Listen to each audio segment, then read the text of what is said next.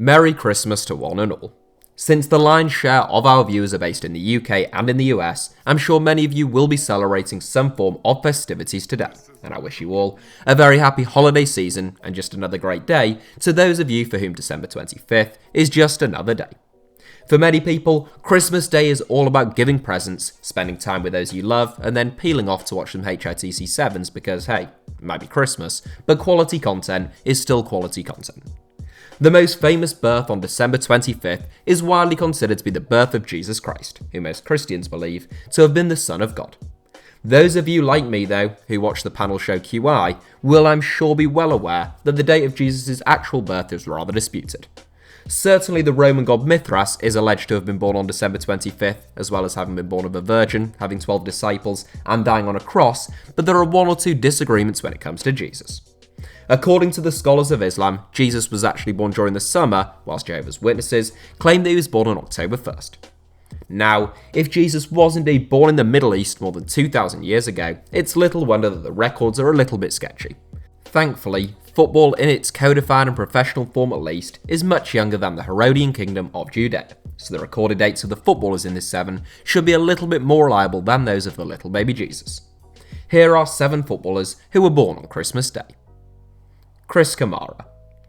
Unbelievable, Jeff. I know. Former top-flight midfielder and Sky Sports presenter Chris Kamara was born on December 25th, 1957. Whilst Jesus was born in the town of Bethlehem, Kamara was born in the town of Middlesbrough. And whilst Jesus' father was said to be God, Kamara's father was a heavy gambler, which sometimes left his family in a bit of a pickle. Jesus was famously able to turn water into wine and heal the sick, whilst Cammy can't even spot when a player has been sent off at Fratton Park. The 61-year-old was a good, honest, tough tackling midfielder though, and he kickstarts this 7. Rob Edwards. Continuing the festivities in 6th place, former Wolves and Blackpool centre-back Rob Edwards was born on Christmas Day 1982. Edwards was born in the town of Madeley and came through the youth ranks with Aston Villa, registering 8 Premier League appearances with the club before heading to Wolves. 4 years at Molineux was followed by 3 years at Blackpool, during which time he played a very minor role in Norwich City's promotion to the Premier League whilst on loan with the Canaries.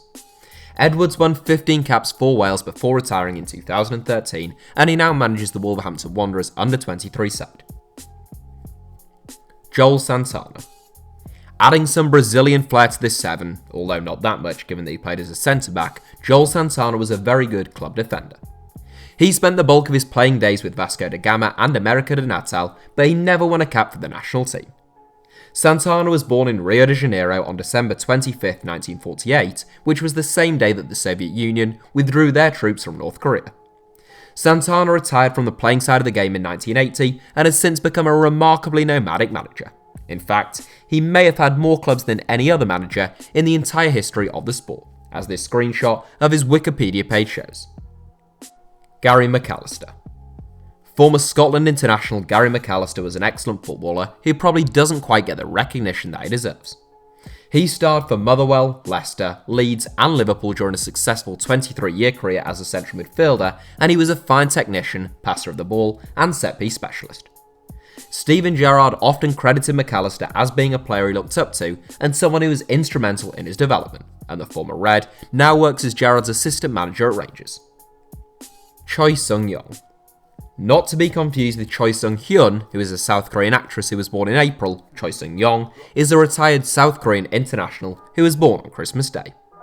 Sung-Yong was born in the district of Masan in the city of Changwon on December 25, 1975, which was the exact date in which the heavy metal group Iron Maiden first formed. Sung-Yong was a diminutive and versatile footballer who had stints in Austria and Japan, playing primarily as a wingback. He won 65 caps for South Korea, and he was a part of the nation's 2002 World Cup campaign. Aged 43, Sung-Yong now coaches at Suwon Samsung Blue Wings. Emmanuel Emenike. A sensationally gifted footballer who looked to be a superb prospect as a youngster, Emmanuel Emenike's career was blighted by injuries. In his early years, Emenike was absolutely rapid, excellent on the ball, and really direct. He probably played his best football for Sporting Club de Portugal and Nigeria, being a part of the latter's World Cup debut in 1994 and an African Cup of Nations success in 1996.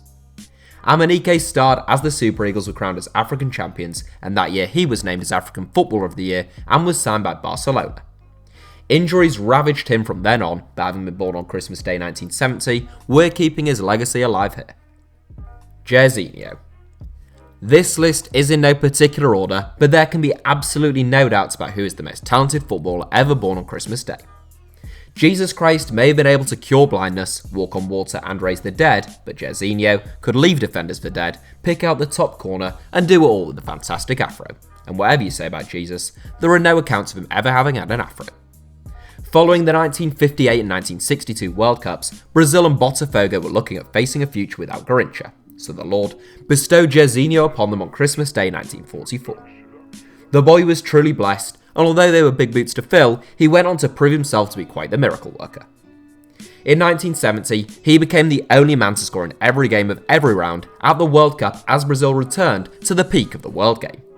Jairzinho scored 186 goals in 413 games for Botafogo and 33 goals from 81 caps for Brazil, and the Brazilian game would love another gift like him this Christmas.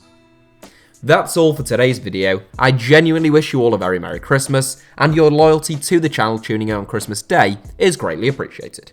You may now return to your family festivities, thank you for watching, and feel free to like this video and subscribe to HITC Sevens to spread the Christmas cheer.